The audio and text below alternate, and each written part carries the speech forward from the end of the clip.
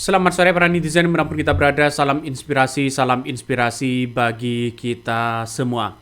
Banyak yang mengkaitkan bahwa kasus Nadiem Makarim ini dikaitkan sama dengan apa yang kemudian dilakukan oleh Tom Lembong begitu kan ya, dan bahkan Hotman Paris juga mengatakan bahwa Nadiem Makarim nasibnya akan sama dengan Tom Lembong, tidak ada aliran dana yang mengalir kepada Nadiem Makarim. Tapi kita lihat saja apakah ya di era Nadiem Makarim ini atas juga perintah dari seorang Jokowi. Ya, kalau kasus Tom Lembong sudah jelas begitu kan ya, jelas bahwa juga mengatakan atas perintah Jokowi dalam sidang kabinet. Jadi Presiden tahu bahwa keadaan genting di pasaran, kebutuhan gula. Saya mendengar dari ketua. Benar, yang Anda dengar begitu? Betul. Yang memang saksi itu nggak apa-apa, yang Anda dengar, yang Anda ketahui, jawab aja yang Anda dengar. Ya? Yang saya dengar pada saat rapat. Kok Pak Jokowi nggak jadi tersangka di sini, terdakwa? Saya nggak berkomentar, Pak. Apakah dalam rangka operasi pasar tersebut, maka diketahui kebutuhan gula sehingga perlu impor gula? Jadi impor gula itu masih terkait semua itu dengan perintah Jokowi, karena memang operasi pasar sangat membutuhkan. Secara legalitas formal, saya menerima penugasan. Kenapa? Menerima penugasan. Dari Mendak kepada Inkopol. Enggak, tadi kan Anda mengatakan dengar dari Presiden, karena Tom Lembong juga mengatakan ini.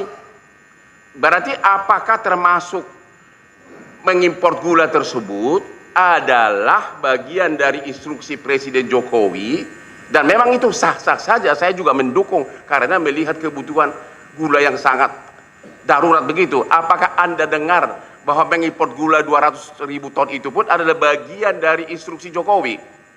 Saya rasa benar. Saya rasa iya. Ya. Saksi tadi sampaikan dengar dari atasan saudara ya, dari pimpinan saudara. Betul. Kok Bapak Irjen Pol kenapa nggak protes? Kenapa hanya Tom Lembong yang jadi terdakwa? Kenapa nggak Pak Jokowi? Kan dia yang kasih instruksi. Saya potong dulu untuk ya, perintah presiden tersebut ya. Saudara langsung mendapat perintah dari presiden. Iya, yang dalam bentuk apa? Lisan atau tertulis? Dalam sidang kabinet. Sidang kabinet. Maupun langsung dalam pertemuan saya dengan Bapak Presiden secara bilateral di istana biasanya, tapi kadang-kadang juga di Istana Bogor misalnya, dan juga melalui atasan langsung saya, yaitu Menko Perekonomian. Nah, nampaknya apakah sama begitu kan ya? Nampaknya akan sama dengan apa yang kemudian dilakukan oleh Nadiem Makarim. Makanya kalau toh pada hakikatnya ini sama begitu kan ya, Nadiem Makarim dengan Tom Lembong kasusnya sama, tidak ada aliran dana kepada dirinya. Nah, seharusnya siapa yang akan menjadi tersangka? Kalau ini atas perintah dari seorang Jokowi, yaitu adalah di sidang kabinet antara Nadiem Makarim dengan Tom Lembong, maka yang seharusnya juga terjadi tersangka siapa? Apakah Jokowi juga? Apakah Jokowi juga terseret atau bagaimana begitu kan ya? Dengan ketika melihat dengan pernyataan Hotman Paris, seharusnya Jokowi tersangka korupsi impor gula. Ya, dia juga menanyakan begitu statementnya begitu dalam persidangan kalau itu atas perintah Jokowi. Nah, Nadiem Makarim ini apakah juga diperintah oleh seorang Jokowi? Nah, ini kayak yang menjadi pertanyaan begitu kan ya, masih menjadi pertanyaan kepada publik. Kalau tidak ada aliran dana, oke lah begitu kan. Nadiem Makarim tidak ada aliran dana, terus kemudian Tom Lembong tidak ada aliran dana, siapa yang bertanggung jawab di situ? Makanya jalan satu-satunya menurut saya pribadi ya seharusnya Jokowi begitu kan ya, seharusnya dipanggil, diperiksa begitu sebagai bentuk transparansi kepada publik apa yang sebenarnya terjadi begitu kan ya. Apakah Jokowi juga berpotensi ya ikut bertanggung jawab terhadap kasus dugaan korupsi kerumbuk Nadiem Makarim ini? Kita lihat saja realitasnya, sudah banyak begitu kan yang mengatakan bahwa Nadiem Makarim ini sudah cukup bukti dan sebagainya begitu kan ya. Makanya seperti apa yang kemudian disampaikan oleh Direktur Penyidik Dirdik Jampitsus Kejagung ya, yang juga yang menetapkan Nadiem Makarim ditetapkan sebagai tersangka karena sudah pihak penyidikan yang menemukan 2 alat bukti atau alat bukti begitu kan. Dan tidak hanya itu juga penyidik juga telah memeriksa sebagai saksi termasuk ahli ya, saksi ahli dan sebagainya. Dan di situ begitu kan ada nuansa-nuansa yang kemudian bisa menjerat Nadiem Makarim begitu kan ya. Ada yang kemudian berbeda, ada yang kemudian sama kasusnya dengan Tom Lembong dan sebagainya. Dan kerugian negara 1,9 triliun begitu. Jadi ini menandakan bahwa apakah karena Nadiem Makarim ini meloloskan dulu begitu kan ya soal proyek-proyek besar ini. Kan ngeri-ngeri sedap pada akhirnya bos ya. Makanya dengan statement-statement seperti ini banyak orang yang sudah mengatakan bahwa kalau Jokowi diperiksa, maka ini akan menemukan titik temu ya, diperiksa sebagai saksi misalnya, diperiksa bagaimana Nadiem Makarim awal mula ya pengadaan proyek Kerumbuk ini begitu kan ya. Seharusnya kan di situ masa presiden tidak tahu begitu. Masa presiden tidak tahu ya, pasti tahu lah begitu kan ya. Kenapa? Coba bayangkan ya. Bayangkan mengelola sekolah ya sebelum Nadiem Makarim jadi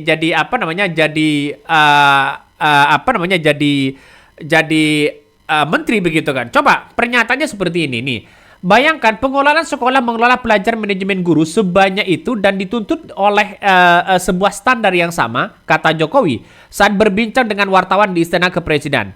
Kita diberi peluang setelah ada yang namanya teknologi, yang namanya aplikasi sistem yang membuat loncatan sehingga yang dulu dirasa tidak mungkin sekarang mungkin, ujar dia. Alasan itulah yang membuat Jokowi merasa yakin dan memilih Nadiem. Oleh sebab itu dipilih Mas Nadiem Makarim sebagai menterinya. Jokowi juga mengatakan bahwa Nadiem telah menyampaikan berbagai rencana gagasan untuk mewujudkan sumber daya manusia yang unggul dan budaya yang bersaing. Beliau Nadiem juga bercerita akan dikerjakan itu apa, sehingga itu ada harapan lompatan kualitas sumber daya manusia, kualitas SDM nanti betul-betul bisa terjadi, bisa peluang besar, ada terobosan besar untuk melakukan itu. Dan itulah yang kemudian diyakini Jokowi. Makanya dengan adanya seperti ini, apakah Jokowi sudah tahu bagaimana Nadiem punya proyek Kerumbuk ini begitu kan atau tidak? Banyak muncul spekulasi-spekulasi yang ada dan pada akhirnya apa yang terjadi? Ada kerugian besar, ya. Nadiem Makarim ini saya kira mungkin akan berbeda dengan nasibnya dengan Tom Lembong begitu kan ya. Walaupun tidak ada aliran kepada dirinya, tapi soal meloloskan proyek itu ya, soal meloloskan proyek itu begitu kan ya, yang sudah ada berapa orang yang kemudian sudah ditetapkan tersangka, memang betul-betul secara audit merugikan uang negara, maka Nadiem Makarim ini kena begitu. Nah saya melihat bahwa ini akan berbeda kasusnya begitu kan. Nah walaupun dianggap bahwa sama, misalnya ada di kemudian hari ada perintah dari seorang presiden dalam kabinetnya, oke, ini kita lihat saja sebelum Nadiem Makarim jadi menteri. Kabarnya sebelum Nadiem Makarim jadi menteri, proyek ini mungkin sudah diajukan kepada Presiden Jokowi begitu kan. Ini kan ngeri-ngeri sedap pada akhirnya bos, ya ngeri-ngeri sedap. Siapa yang bertanggung jawab? Makanya potensi ya tanggung jawab hukum ya sebagai seorang mantan presiden ya dalam kasus dugaan korupsi Kerumbuk ini yang sudah menjadi tersangka begitu ya Nadiem Makarim ya. Pendapat itu juga kemudian disampaikan di berbagai pengamat begitu kan. Salah satunya adalah dosen hukum pidana Fakultas Hukum Universitas Indonesia, Feby Mutiara Nelson ya. Dia menjelaskan aturan hukum ya pidana berlaku pada siapa saja tanpa terkecuali termasuk presiden apabila terkait ya terbukti terlibat secara efektif. Siapapun bisa katanya begitu kan. Makanya dengan adanya seperti ini, seperti apa yang kemudian disampaikan juga Hotman Paris begitu kan ya, mengatakan bahwa ini kuasa hukum Direktur Utama PT Angel Production Tony Wijaya, Hotman Paris Hutavia mempertanyakan kenapa Joko Widodo ini ya alias Jokowi tidak menjadi tersangka dalam kasus dugaan korupsi impor gula yang sebelumnya menjadi mantan perdagangan ya Mendak Trikasi Tom Lembong alias Tom Lembong. Padahal pada waktu itu ya Tom Lembong mengatakan ini atas perintah dari seorang presiden yaitu Jokowi.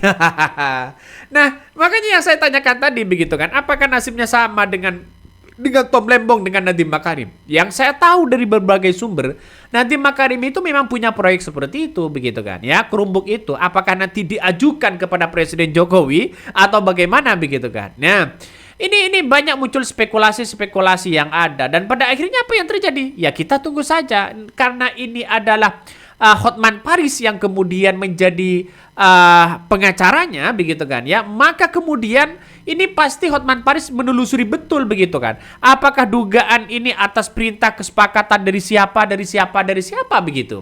Makanya ini kalau toh pada hakikatnya atas perintah si A dan si B dan si C, apalagi atas perintah presiden, maka ini bisa diduga begitu kan, ada keterlibatan yang kemudian perintah, ada keterlibatan juga nyuruh begitu kan ya, perintah begitu kan, atau yang lain dan sebagainya begitu. Ini kan ngeri pada akhirnya.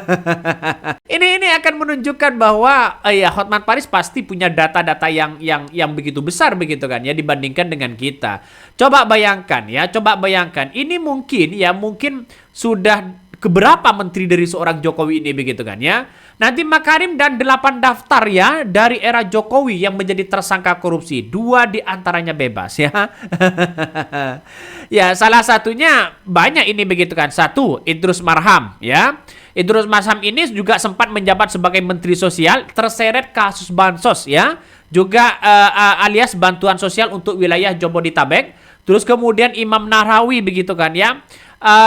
Soal soal KONI begitu kan ya, suap hibah ya, dana hibah ya, KONI 11 miliar dinyatakan bersalah karena menerima suap dari penyaluran dana hibah olahraga. Terus kemudian ada Edi Prabowo yang juga terjerat begitu kan ya, 2020 ia ditangkap sebagai bukti yang menerima suap dari berbagai ekspor benih lobster pada waktu itu begitu kan. Itu masih banyak dengan yang lainnya ya sampai sekarang begitu kan. Ada Johnny Plate dan sebagainya begitu kan. Ada Julia Batubara yang kerugian negara 14,5 miliar ya atas menjerat kasus COVID-19 ya. Di Menteri Sosial juga begitu kan ya. Johnny Plate soal PTS dan sebagainya begitu kan. Artinya apa? Artinya secara tidak langsung ini menunjukkan bahwa satu persatu sudah banyak begitu kan ya. Setelah Johnny Plate, terus kemudian Syahrul Yassin Limpo begitu kan ya. Terus kemudian Nadiem Makarim ya. Kemudian ini sudah banyak yang menjadi tersangka menteri-menteri Jokowi. Dan kalau kita buktikan dengan era SBY, apakah lebih banyak begitu? Justru di era Jokowi ini semakin banyak begitu kan, ya era-eranya. Apakah karena Prabowo yang menjadi presidennya atau tidak? Tapi yang saya lihat begitu kan ya, ini menteri-menterinya banyak begitu. Ini baru ketahuan, ini baru ini. Bagaimana dengan yang lain begitu kan? Aroma-aroma yang lain ya, seperti muncul misalnya di lembaga di Kementerian Agama, di kementerian-kementerian yang lain begitu kan. Bagaimana kalau itu diusut? Saya setuju sekali itu begitu. Ya kita tinggal tunggu siapa lagi yang akan mengikuti nanti Makarim. Nampaknya tidak bisa dibohongi lagi orang-orang yang kemudian orang-orang yang kemudian menjadi tersangka begitu kan. Artinya secara tidak langsung bahwa di era Kementerian Jokowi itu banyak yang bermasalah ya. Kalau Jokowi 3 periode, saya yakin dan saya yakinnya wah ngeri-ngeri sedap bos. Bisa saja buyar begitu kan ya. Saking banyaknya korupsi Indonesia saat ini begitu. Coba ya di era Prabowo ya salah satu yang menjadi sejarah itu adalah wakil menteri dan sebagainya. Coba kita baca komentar dari netizen ini. Betul sekali Bang Hotman Paris ya, tapi sayang penegak hukumnya atau gimana ini ya? Kok miring pada sebelah? Setuju. Akarnya harus diangkat juga. Ya mantap Bang Hotman Paris. Lanjutkan, telusuri. Ini komentar-komentar salah satu netizen begitu kan ya, yang kemudian mengatakan bahwa Hotman Paris di sidang impor gula mengatakan kalau Tom Lembong terdakwa, Jokowi harus juga. Ini sudah diungkapkan di situ begitu. Ya karena ini kasusnya Tom Lembong begitu kan ya. Bagaimana kasus dengan Nadiem Makarim? Jelas Hotman Paris juga mengatakan tidak ada aliran sedikit pun kepada Nadiem Makarim. Tapi kalau meloloskan proyek-proyek besar seperti itu begitu juga kan menjadi bisa masuk tindak pidana begitu kan ya. Jadi Kejagung ini sudah menemukan alat bukti ya, mungkin akan di persidangan akan diperlihatkan. Ini loh buktinya, ini loh meloloskan ini, meloloskan itu dan sebagainya. Kita tunggu saja ya. Oke, mungkin itu yang kami sampaikan ya. Tonton terus di channel Hodari Podcast Rakyat ini, jangan lupa di subscribe.